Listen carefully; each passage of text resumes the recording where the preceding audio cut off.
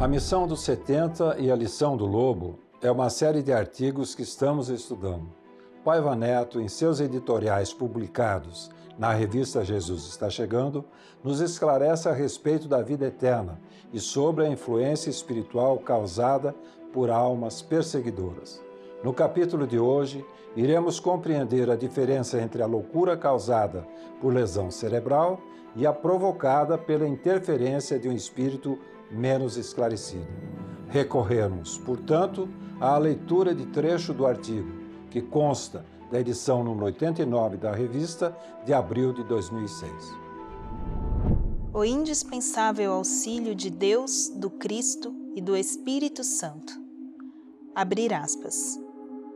A ação dos, entre aspas, lobos invisíveis, espíritos atrasados na mente dos que não se sabem defender, ou até de maneira leviana não o querem fazer, passa assim ao campo das mais terríveis obsessões e posteriores possessões, ferozmente aprisionando os invigilantes. O Evangelho de Jesus, segundo Marcos, capítulo 5, versículos de 1 a 14, mostra-nos o poder absoluto do Cristo perante uma multidão de espíritos do mal, que endemoninhavam o infeliz gadareno.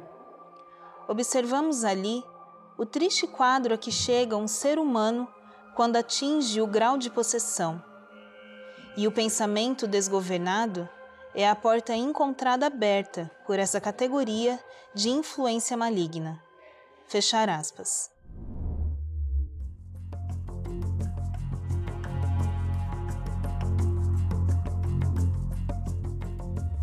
Mau pensamento, você pensa, não vou conseguir, então você fica parado em casa. Então, para preparar, você começa o sedentarismo, sua saúde vai diminuindo, vai com depressão, gera doenças psicológicas. Não só depressão, mas qualquer tipo de doença, eu acho que o pensamento negativo, ele gera. Eu acredito que através do pensamento, né, que a gente influencia no nosso humor, né? Se a gente está feliz, está com um pensamento positivo, eu acho que a tendência da nossa saúde tá boa, né? Porque eu acho que tudo que a gente pensa de ruim, sabe, faz mal. É igual guardar as coisas, sabe? Tipo, guardar sentimento. Acho que tudo isso faz muito mal. Qualquer coisa negativa que a gente pensa volta pra gente, pode voltar em forma de doença, tanto física quanto psicológica, enfim. Todo o controle que você tem relacionado a pensamento positivo e pensamento negativo influencia para o canal de energia dentro do nosso corpo. O pensamento ele está ligado com o corpo. Então, tudo aquilo que você produz interfere no seu organismo. Então, um pensamento ruim, ele vai liberar tanto substâncias quanto o modo como você vai agir. Isso vai fazer com que você fique mal, internamente e externamente, né? Já existe um CID, que é o F44.3, estado de transe e possessão por espíritos. Quer dizer, o indivíduo não pode ir ao trabalho porque entrou em transe. Isso daí é oficial na medicina hoje. Só que a maior parte dos médicos não sabem. Sabe por quê? Porque se o paciente chega no consultório, o médico fala assim, essas coisas de espiritualidade não são científicas. Então você tem que falar para o médico. Então o senhor se atualize. Pegue a literatura internacional sobre o assunto. Uma lesão cerebral pode ocorrer por diversos motivos. Uma infecção, um acidente, pelos processos associados ao envelhecimento, pelo uso de álcool e outras drogas. Portanto, há diferentes tipos de danos ao nosso cérebro. Saber como a perda ou danificação dessas células vai impactar na vida de uma pessoa depende também de outros fatores, da área atingida, das funções exercidas por aquela localização do nosso cérebro e também da gravidade da lesão. As lesões, as perdas neurológicas por si, podem causar doenças, como Alzheimer e outras demências, esclerose múltipla, Parkinson. E entre as manifestações dessas patologias, há alterações comportamentais e psíquicas. A depressão é um outro exemplo.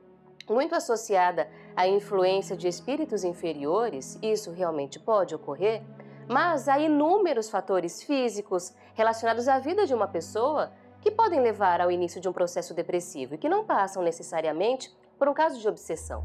As tecnologias das áreas relacionadas que ajudam a fazer um diagnóstico avançam muito. E essas pesquisas atualizam inclusive os termos médicos.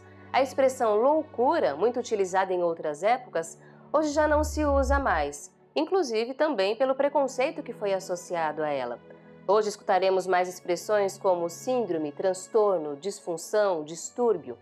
O Dr. Bezerra de Menezes, médico por formação e prática, foi um dos pesquisadores que se dedicou a entender quando não se encontra uma resposta, não se acha um diagnóstico porque não há lesão cerebral. A linha que ajuda a diferenciar um caso do outro pode ser muito tênue. Por isso, sempre é preciso procurar ajuda médica especializada e o acolhimento e esclarecimento espiritual, para que em todos os casos a pessoa e seus familiares estejam bem orientados, tratados de forma completa.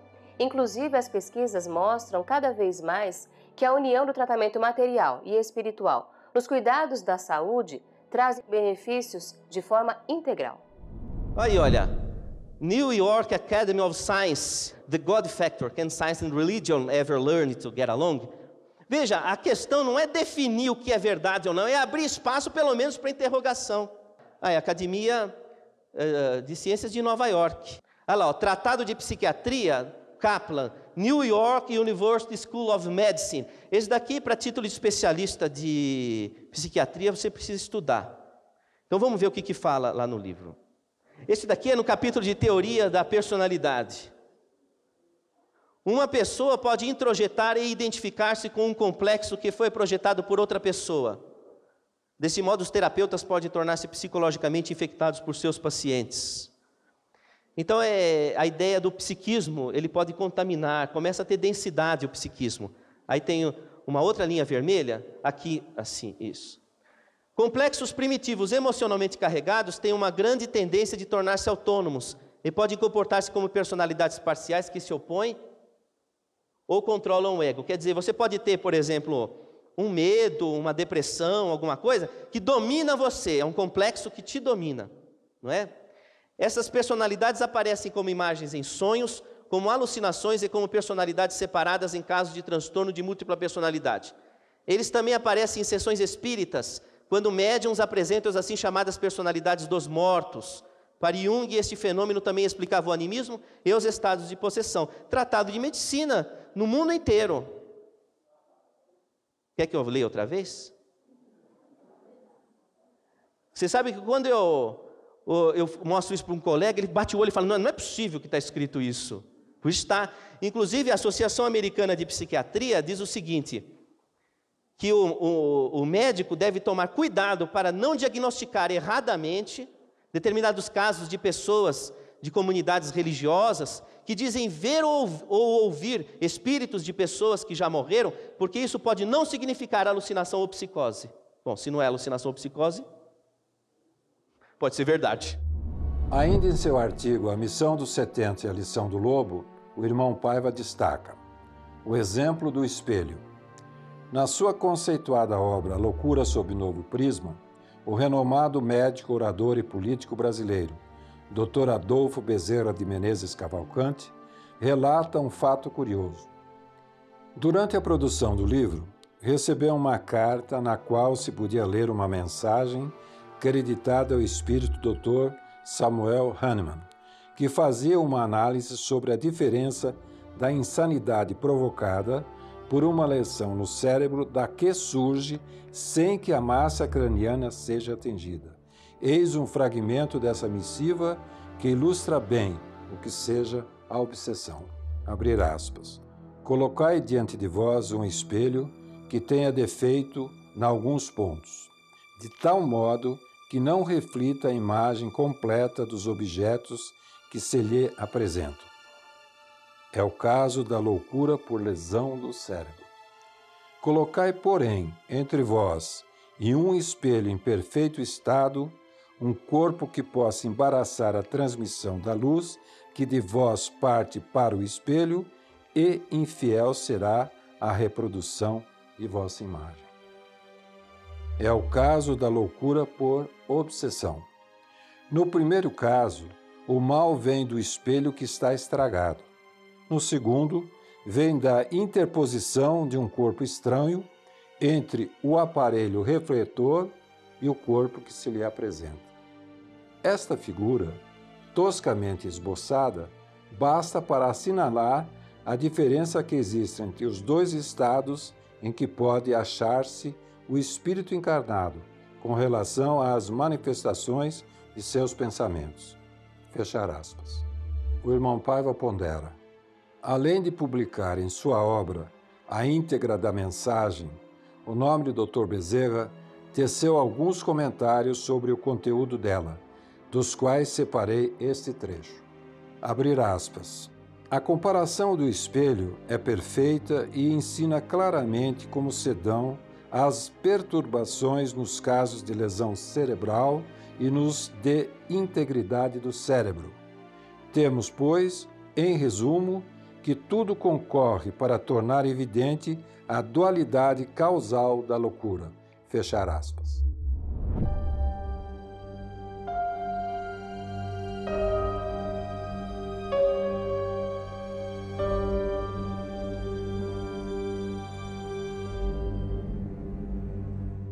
A diferença básica entre a obsessão e a possessão é que na obsessão ainda permanece o livre-arbítrio do obsidiado.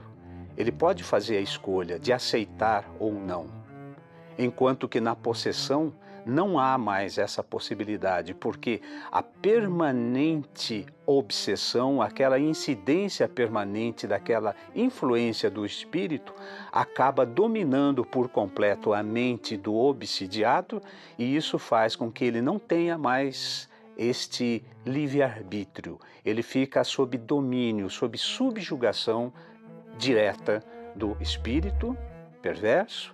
E é interessante que este quadro é tratado por Jesus em várias passagens do Evangelho, do seu Evangelho da sua Boa Nova, principalmente naquela na cura do endemoniado gadareno. Por uma multidão de espíritos, ele está totalmente dominado. E quem fala acaba se comunicando com Jesus é justamente esta multidão de espíritos. O obsessor, ele domina a mente desta pessoa. Ele não permite nem mesmo o uso do livre-arbítrio.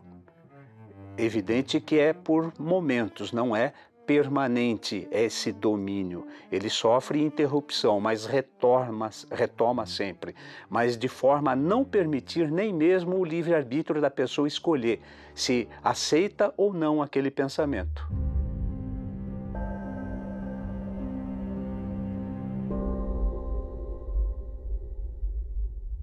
A prece associada à ação no bem será sempre um antídoto muito seguro, muito eficaz para nos livrar e qualquer pessoa que nós amamos da ação solerte das trevas, do mal. E nesse caso específico, estar junto dessa pessoa, por exemplo, orando em seu favor, orando com ela e fazer o bem acompanhando essa pessoa numa ação caritativa, seja ela qual for, numa ação que vai ocupar o seu tempo, a sua mente, o seu coração. Por isso, a necessidade de, sob o aspecto médico, clínico, de um diagnóstico plausível e de um tratamento assertivo, evitando, diminuindo, minimizando tantos sofrimentos. A necessidade de encararmos essa situação sem preconceitos, sem tabus, no sentido justamente de poder observar o que precisa ser feito. Por isso, a necessidade de orarmos e sermos imbuídos, pacientes, médicos, clínicas, hospitais, famílias, desse amparo de Jesus, desse amparo superior, para que o tratamento ele aconteça de forma completa. Corpo e alma sendo tratados, sendo cuidados sob a proteção e sob a inspiração do médico celeste.